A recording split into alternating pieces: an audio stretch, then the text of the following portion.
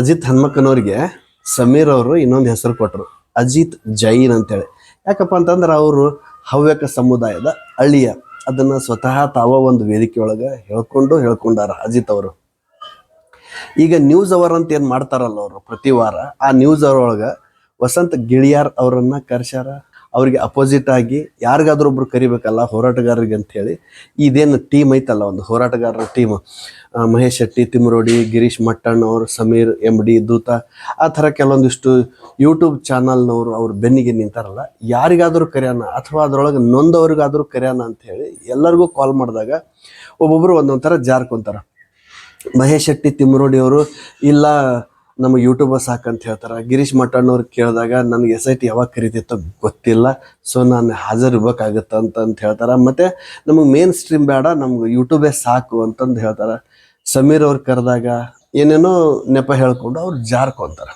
ಇದನ್ನು ಜಾರ್ಕೊಂಡಿದ್ದು ಅಜಿತ್ ಹನ್ಮಕ್ಕನವರು ಲಿಸ್ಟ್ ಕೊಡ್ತಾರ, ಹೇಳ್ತಾರೆ ನೊಂದವ್ರಿಗೂ ಕರೆದಿವಿ, ಅವರು ಕೂಡ ಏನೇನೋ ಹೇಳಿ ಜಾರ್ಕೊಂಡ್ರು ಅಂತ ಹೇಳ್ತಾರೆ.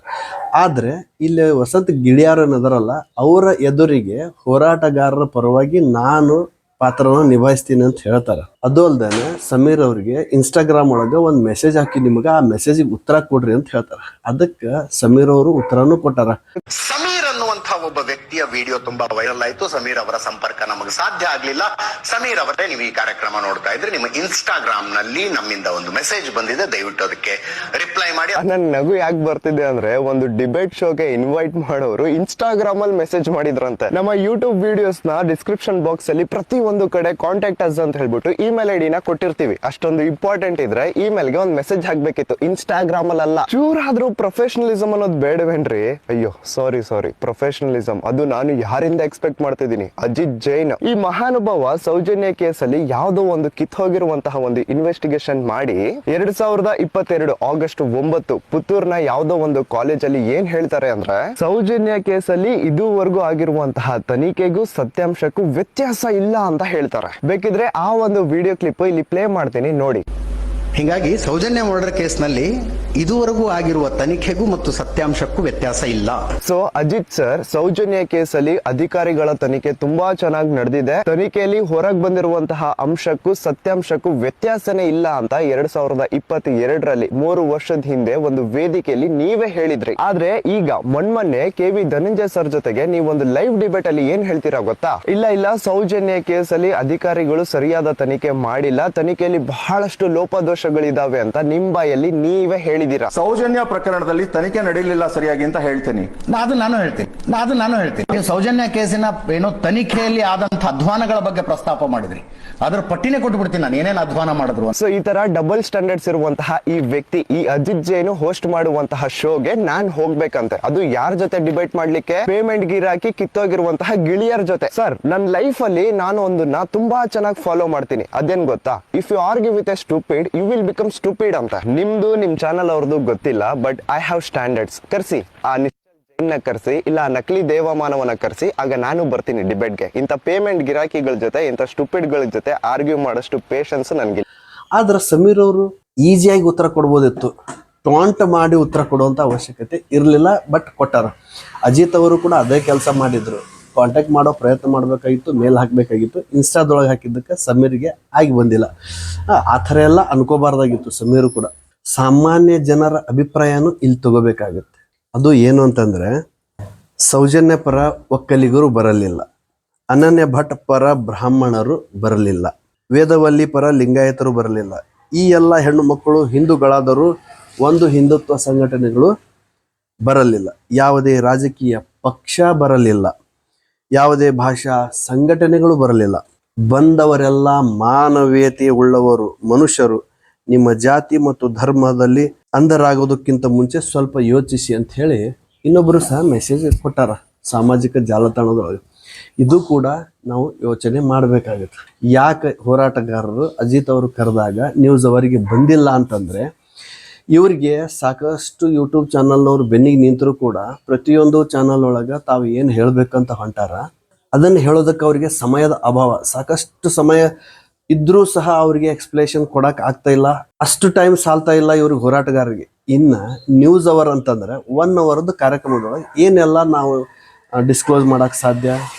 ಈ ನ್ಯೂಸ್ ಅವರ್ ಅನ್ನೋದು ಯಾವುದೋ ಒಬ್ಬ ರಾಜಕಾರಣಿಗೆ ಸೀಮಿತ ಮಾಡ್ಬೋದು. ಉದಾಹರಣೆ, ಪ್ರತಾಪ್ ಸಿಂಹ ಅವರಿಗೆ ನೀವೇನು ಅಭಿವೃದ್ಧಿ ಮಾಡಿಲ್ಲ ಅಂತ ನಿಮ್ಮ ಮೇಲೆ ಆಪಾದನೆಗಳು ಅದಾವ ಅಂದಾಗ ಆ ವ್ಯಕ್ತಿಗೆ ಅಂದ್ರೆ ರಾಜಕಾರಣಿಗಳಿಗೆ ಈ ಥರದ ವೇದಿಕೆಗಳು ಬೇಕಾಗಿರ್ತಾವೆ, ಜನರಿಗೂ ಬೇಕಾಗಿರ್ತೈತಿ, ಅಲ್ಲಿ ಕೂತಿರೋ ಪ್ರೇಕ್ಷಕರಿಗೂ ಬೇಕಾಗಿರ್ತೈತಿ. ಹೀಗಾಗಿ ಅವ್ರು ಕರೆಸೋದ್ರಿಂದ ಅವ್ರೇನು ಉತ್ತರ ಕೊಡ್ತಾರೆ ಅನ್ನೋದು ಕ್ಯೂರಿಯಸ್ ಆಗುತ್ತೆ.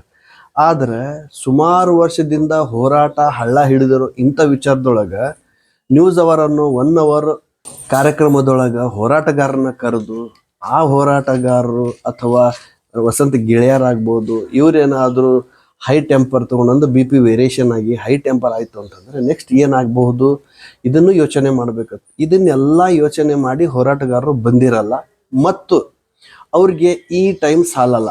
1 ಅವರ್ ಒಳಗೆ ಏನು ಡಿಸ್ಕಸ್ ಮಾಡೋಕ್ಕಾಗಲ್ಲ. ಫಾರ್ ಎಕ್ಸಾಂಪಲ್ಲು ಅಲ್ಲಿ ಕೂತಿರೋರು ಅಥವಾ ಸಾರ್ವಜನಿಕರು ಏನಾದರೂ ಪ್ರಶ್ನೆ ಕೇಳಿದಾಗ ಅಲ್ಲಿ ಸಾಕ್ಷಿ ಸಮೇತ ಉತ್ತರ ಕೊಡುವಂಥ ಪ್ರಸಂಗ ಬರ್ತಾವಲ್ಲಿ. ಸೊ ಸಾಕ್ಷಿನ ಎಲ್ಲಾನು ಇವ್ರ ಕೈಯಾಗಿ ಹಿಡ್ಕೊಂಡು ಬರೋಕ್ಕಾಗಲ್ಲ, ಪ್ರಶ್ನೆಗಳು ಹೆಂಗಿರ್ತಾವ ಅನ್ನೋದು ಗೊತ್ತಾಗಂಗಿಲ್ಲ. ಹೀಗಾಗಿ ಎಲ್ಲ ಸಾಕ್ಷಿನೂ ಡಿಸ್ಕ್ಲೋಸ್ ಮಾಡಕ್ಕೆ ಆಗದೆ ಇರುವಂಥ ಪರಿಸ್ಥಿತಿ ಒಳಗಿದ್ದಾಗ ಹೋರಾಟಗಾರರು ಏನಾದರೂ ತಮ್ಮ ಅಭಿಪ್ರಾಯನ ವ್ಯಕ್ತಪಡಿಸೋಕೆ ಆಗಲಿಲ್ಲ ಅಂತಂದರೆ ಅವಾಗ ಅವ್ರಿಗೆ ಹಿನ್ನಡೆ ಆಗೋ ಸಾಧ್ಯತೆ ಇರ್ತೈತೆ ಅನ್ನೋ ಕಾರಣಕ್ಕೆ ಅವರು ಮೇನ್ ಸ್ಟ್ರೀಮ್ ಅಂದ್ರೆ TV ಚಾನಲ್ನ ಅವಾಯ್ಡ್ ಮಾಡಿದರು. ಆದ್ರೆ ಇಲ್ಲಿ ಇನ್ನೂ ಒಂದು ವಿಚಾರ ಹೇಳ್ಬೋದು, ಹೋರಾಟಗಾರರು ಬರಲೇಬೇಕಂತ ಏನಿಲ್ಲ ದನಿ ಎತ್ತಕ್ಕೆ ಎಲ್ಲಿ ಮೇನ್ ಸ್ಟ್ರೀಮಿಗೆ. ಆದರೆ ಯಾವ ಮೇನ್ ಸ್ಟ್ರೀಮ್ನವ್ರು ಇವತ್ತು ದನಿ ಎತ್ತಕತ್ತಾರ ಸೌಜನ್ಯ ಪರ? ನೋಡ್ರಿ, ಸೌಜನ್ಯ ಪರ ದನಿ ಎತ್ತರಿ ಅಂತ ಹೇಳಿದ್ದು ಸೌಜನ್ಯಗೆ ಅನ್ಯಾಯ ಆಗೈತೆ ಅಂತ ಏನು ಜನರಲ್ ಆಗಿ ಎಲ್ಲರೂ ಹೇಳ್ತಾರಲ್ಲ, ಅದು ಸತ್ಯ ಇರ್ಬೋದು ಅಥವಾ ಸುಳ್ಳಾದರೂ ಇರ್ಬೋದು. ಒಂದು ಸೈಡ್ ಆಗಬೇಕಲ್ಲ, ನ್ಯಾಯ ಯಾರಿಗಾದ್ರೂ ಒಬ್ರಿಗೆ ಸಿಗಲೇಬೇಕು. ಒಂದು ಸೌಜನ್ಯ ಆದರೂ ನ್ಯಾಯ ಸಿಗಲಿ, ಇನ್ನೊಂದು ಅವರ ವಿರೋಧಿಗಳಿಗಾದರೂ ನ್ಯಾಯ ಸಿಗಲಿ. ಒಟ್ಟಾರೆಯಾಗಿ ಸೌಜನ್ಯ ಪರ ಹೋರಾಟದೊಳಗೆ ಯಾವುದೇ ಮೇನ್ ಸ್ಟ್ರೀಮ್ ಚಾನಲ್ನವರು TV ಚಾನಲ್ನವರು ಮುಂದೆ ಬರದೇ ಇರೋದ ಇಲ್ಲಿ ದೊಡ್ಡ ದುರಂತ. ಸಣ್ಣ ಪುಟ್ಟ ಕೆಲಸಕ್ಕೆಲ್ಲ ತೆಗ್ಗು ದಿನ್ನಿ ಅಂತ ಹೇಳಿ ಎಲ್ಲ ಬಂದು ಡಿಬೇಟ್ ಮಾಡೋ ಈ ಒಂದು ಮೇನ್ ಸ್ಟ್ರೀಮ್ ಚಾನಲ್ನವರು ಇಂಥ ದೊಡ್ಡ ಸೌಜನ್ಯ ಹೋರಾಟದ ವಿಚಾರವಾಗಿ ಅಲ್ಲಿ ನ್ಯಾಯ ಯಾರಿಗಾದರೂ ಇರಲಿ, ತಪ್ಪು ಯಾರ್ದಾದ್ರೂ ಇರಲಿ, ಒಂದು ಸೈಡ್ ಆಗಬೇಕಲ್ಲ, ಒಂದು ಸೈಡ್ ಆಗಬೇಕು. ಅದು ಸತ್ಯ ಆದರೂ ಇರಲಿ, ಸುಳ್ಳಾದರೂ ಇರಲಿ. ಮಾನ್ಯ ನ್ಯಾಯಾಲಯ ಆಲ್ರೆಡಿ ಹೇಳೈತಿ, ಅಲ್ಲೇ ಘಟನೆ ಘಟಿಸಿರೋದು ಸರಿ, ಘಟನೆ ಆಗಿರೋದು ಸರಿ, ಆದರೆ ಯಾರು ಅನ್ನೋದು ಗೊತ್ತಿಲ್ಲ ಅನ್ನೋದನ್ನು ಹೇಳೈತಲ್ಲ. ಹೀಗಾಗಿ ಇಲ್ಲಿ ಯಾರ್ದು ಹೆಸರು ತಗೊಳಕ ಬರೋದಿಲ್ಲ. ಆದರೆ ಡಿಬೇಟ್ ಮಾಡ್ಬೋದು. ಅನ್ಯಾಯದ ಪರ ನಿಲ್ಬೇಕಾಗಿರೋದು ಮೇನ್ ಸ್ಟ್ರೀಮ್ನವ್ರ ಕೆಲಸನೂ ಸರಿ, ಯೂಟ್ಯೂಬರ್ಸ್ದು ಕೆಲಸನೂ ಸರಿ. ನಾನು ಆಗಲೇ ಒಂದು 4 ಲೈನ್ ಹೇಳಿದ್ನಲ್ಲ, ಯಾರೋ ಒಬ್ರು ಕಳಿಸಿದ್ರು ಅಂತೇಳಿ. ಯೂಟ್ಯೂಬ್ ಒಳಗೆ ನೀವು ಸ್ಕ್ರಾಲ್ ಮಾಡೋ ನಿಮ್ಗೆ ರೂಢಿ ಇತ್ತಂದ್ರೆ ಗೊತ್ತಾಗಿರ್ತೈತಿ. ಅವ್ರು ಹೇಳಿದ್ದೇನು ತಪ್ಪೇನ ಅಲ್ಲ. ಮಾನವೀಯತೆ ಮುಖ್ಯ ರೀ, ಮಾನವೀಯತೆ ಮುಖ್ಯ. ಯಾವುದು ಜಾತಿ ಪಂಥ ಮುಖ್ಯ ಅಲ್ಲ, ಮಾನವೀಯತೆ ಅಷ್ಟೇ ಮುಖ್ಯ. Thank you.